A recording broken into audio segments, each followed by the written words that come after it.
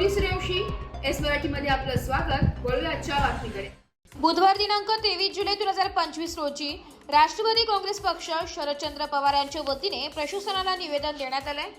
महाड शहरामध्ये पूर येऊ नये म्हणून सरकारने 3 वर्ष करोडो रुपये खर्च करून सावित्री नदीतील गाळ काढण्याचं काम केलंय।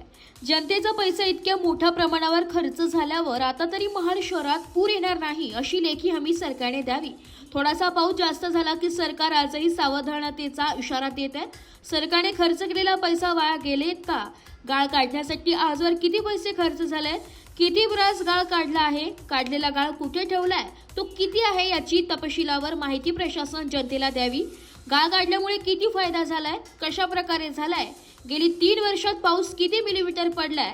2005 व 2021 सालामध्ये पूर परिस्थिती होती त्यावेळी पाऊस किती मिलीमीटर पडला होता? गेल्या 3 वर्षात किती मिलीमीटर पाऊस पडला? 2005 व 2021 साली पुराचे पाणी महाड शहरात किती क्षेत्रफळात साठले होते व किती टीएमसी होते? दासगाव गोटे रेल्वे पुलाखालून किती क्युसेक पाण्याचा विसर्ग त्यावेळी झाला? गेल्या 3 वर्षात वाळू काढल्यामुळे पाणी किती क्युसेक विसर्ग होते? नदीतील वाळू गाळ काढल्यामुळे पूर येणार नाही असा अहवाल कोणत्या समितीने दिलाय? त्या समितीवर कोण आहेत? नदीतील गाळ काढण्यासाठी करोडो रुपये खर्च करण्याची गरज काय? नदीतील गाळ काढण्याचं काम 1 रुपया न घेता राष्ट्रवादी काँग्रेस पक्ष महाड शहर कार्यकारिणी करून देण्यास तयार आहे। पुण्यातील खडकवासला धरणातील गाळ काढण्यासाठी काय उपाययोजना केल्या गेल्या याचा अभ्यास केला असता तर बरं झालं असतं। सावित्री नदीतील गाळ काढला किंवा वाळू काढली त्या भागात भरतीचे पाणी उंठण्यात देखील 4-5 फूट वर असते, मग पाण्याचा विसर्ग कसा होतो? नदीतील वाळू काढल्यावर पूर येणार नाही हा समितीने लावलेला शोध तर नाही ना? या सर्व बाबींवर प्रशासनाने त्वरित खुलासा करावा।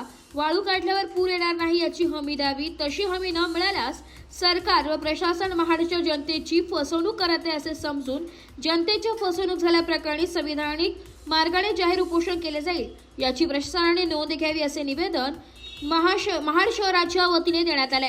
उपस्थित महाड शहराध्यक्ष पराग वडके, रायगड जिल्हा सचिव श्री हर्ष कांबळे, युवा उपाध्यक्ष कुर्बान खान आदी जण उपस्थित होते। येणारा जो महापूर आहे किंवा पूर जी परिस्थिती निर्माण होते ती साधारणतः जुलै आणि ऑगस्ट या महिन्यामध्ये होत असते।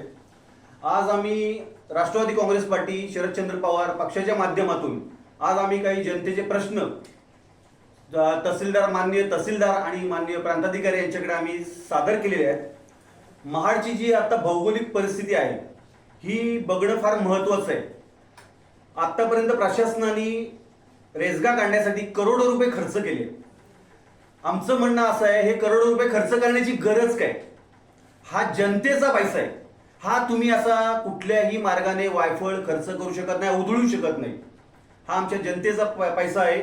माझं आपल्याला आव्हान आहे की प्रशासनाने हे सांगावं की आम्ही जो रेसगा काढलेला आहे त्या रेसगा काढल्यामुळं पुराची शक्यता कदापि येणार नाही। महाड शहरात 2-3 दिवस सतत पाऊस पडला की पूर परिस्थिती निर्माण होते, नगरपालिकेचे भोंगे वाजायला सुरुवात होतात। मग ते भोंगे का वाजतात? जर तुम्ही रेसगा काढलाय ना, मग तुम्हाला ही भीती काय मनामध्ये? मग आमचा प्रश्न असा आहे की तुम्ही हा रेसगा काढून जनतेच्या पैशाची उधळण केले का? हा पैसा वाया गेलाय का? महाड शहराची जर भौगोलिक परिस्थिती पाहिली आपण तर महाड शहरामध्ये महाबळेश्वर, कोल्हापूर या पट्ट्यातून मोठ्या प्रमाणात पाण्याचा जो पावसाचं जे पाणी आहे ते मोठ्या प्रमाणात वाहून येतं। रेसगा म्हणजे काय तर त्या वाहणाऱ्या पाण्यामधून जे तिथल्या नद्या नाल्या जे डोंगर दऱ्या आहेत त्यांचा जो खडी आहे, दगड आहे, माती आहे, ह्याला रेसगा म्हणतात। तो मोठ्या प्रमाणावर त्या पावसाबरोबर सतत वाहून खाली येत असतो। आज गेले 3 टर्म मी बघतोय, 3 वर्ष बघतोय हा रेसगा काढण्याचं सरकारकडून काम चालू आहे। ह्या सरकारच्या कामामधून मला वाटत नाही की पूर परिस्थितीवर नियंत्रण येते। मुळात हा खोडसाळपणा, हा निव्वळ मूर्खपणा मी म्हणेन, हा मूर्खपणा आहे। लोकांच्या जनतेच्या पैशाला तुम्ही वेगळ्या मार्गाने तुम्ही तो खर्च करतात, तो तुमच्या फायद्यासाठी करतात। मला प्रशासनाला एकच सांगायचंय, जर तुम्ही योग्य आहात, तुमचा हा जो रेसगा काढण्याचं काम तुम्ही जे करत आहात हे जर तुम्ही चांगल्या पद्धतीत केले की तुमचं म्हणणं आहे की रेसगा काढल्यामुळे पूर येणार नाही, आम्हाला शासनाने लेखी हमी द्यावी तशी, लेखी हमी द्या आम्हाला की बाबा जो आज रेसगा काढलाय त्याच्यामुळं पाणी येणार नाही, महाडकरांनी निश्चिंत झोपा, सगळ्या व्यापाऱ्यांनी झोपा. आज नुकसान आमच्या महाड शहराचं होते, आमच्या व्यापाऱ्यांचं होते. आज महाड शहरामध्ये कुठल्याही नवीन कुठला दुकानदार यायला मागत नाही. जे आहेत दुकानदार ते जून जुलै महिन्यामध्ये कसा एकदा जातो इथनं, कसं आमचं नुकसान होतं याच्या भीतीपोटी रात्रभर झोपत नाही. आज जो रेसगा काढला जातोय हे तुम्ही जनतेची फसवणूक करतात. मी तर म्हणतो आम्ही राष्ट्रवादी काँग्रेस पार्टीकडून आम्ही तुम्हाला जाहीर सांगतो की हा रेसगा आम्ही मोफत काढून देऊ आमच्या पक्षाकडून. मग करोडो रुपये जनतेचे तुम्ही खर्च कशाला करता? ते करोडो रुपये आमच्या जनतेचे आहेत, आमच्या खिशातले आहेत. आम्ही टॅक्सद्वारे ते भरत असतो. आणि जर हा तुमचा रेसगा काढणं खरोखर योग्य आहे, शासनाने आम्हाला लेखी हमी द्यावी, आम्हाला लिहून द्यावं की हा रेसगा काढल्यामुळे पूर येणार नाही आणि आम्ही निश्चिंत राहू व्यापारी. आणि या संदर्भात ज्यावेळेस पूर येत असतो आम्हाला त्या मानाने तुटपुंजी जी आम्हाला मदत मिळत असते. मग आमच्या तोंडाला पानं पुसण्याची कामं करत असतात का सरकार?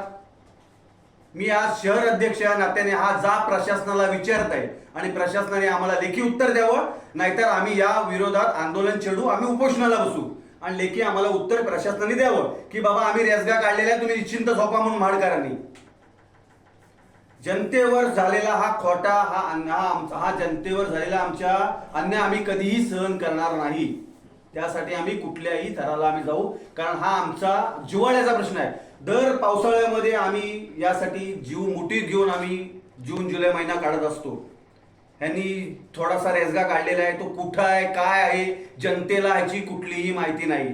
करोडो रुपये खर्च केलेत, करोडो रुपये खर्च केलेले आहेत. हे गेले कुठं, कुणाच्या खिशात गेले, याचा फायदा कोण घेतोय, याची टेंडर कोणाला दिली जातात, हे जाहीर करावं प्रशासनाने. सत्ताधारी पक्ष केवळ आपल्या स्वार्थापोटी हे रेसगा काढण्याचं काम करत आहेत आणि स्वतःच्या कार्यकर्त्यांना जगवण्यासाठी, त्यांना मोठं करण्यासाठी हे असले उपद्व्याप करत आहेत. हा माझा जाहीर आरोप आहे. एस मराठी न्यूज साठी प्रतिनिधी निलेश लोखंडे, महाड. अशाच नवीन ताज्या घडामोडी जाणून घेण्यासाठी आमच्या एस मराठी न्यूज चॅनलला लाईक करा, शेअर करा, सबस्क्राईब करा आणि बेल आयकॉनला क्लिक करायला विसरू नका.